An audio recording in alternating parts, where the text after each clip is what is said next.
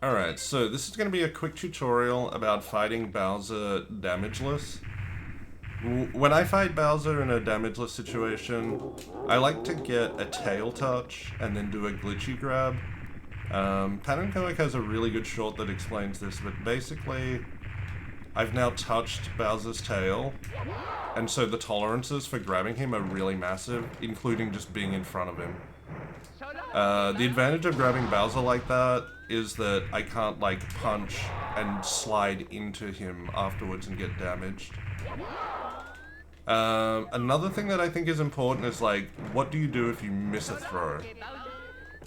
So, if Bowser lands on a part of the platform that can be destroyed, that will get knocked down, he'll immediately jump again, land on the main platform, and send out shockwaves. If he just lands on a part of the platform that can't fall down, he'll just immediately send the shockwaves.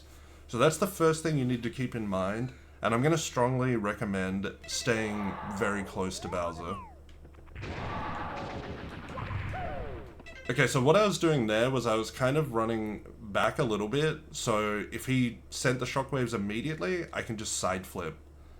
But when he lands on the normal platform, I know there's going to be another jump, and then I can set up a single jump kick. That's how I like to do it. There are a few different ways you could do it. Just be aware that he will not necessarily do the exact same thing, because sometimes he'll break away a part of the platform, and sometimes he'll just send the shockwaves immediately. But I'm ready with the side flip, and we get that tail touch, and we can execute a throw. Oops.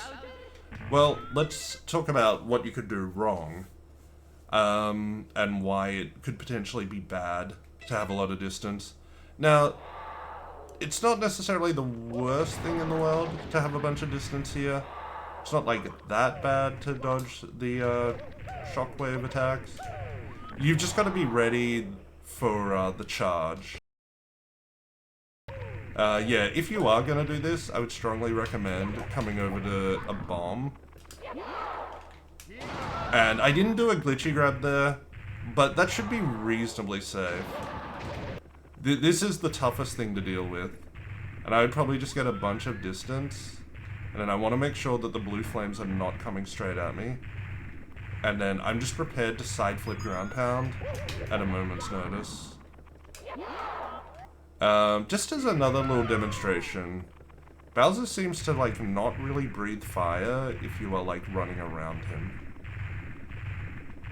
If you're, like, constantly moving around him like this, he can, but it's more when you sort of start to stand still that he will decide to do something.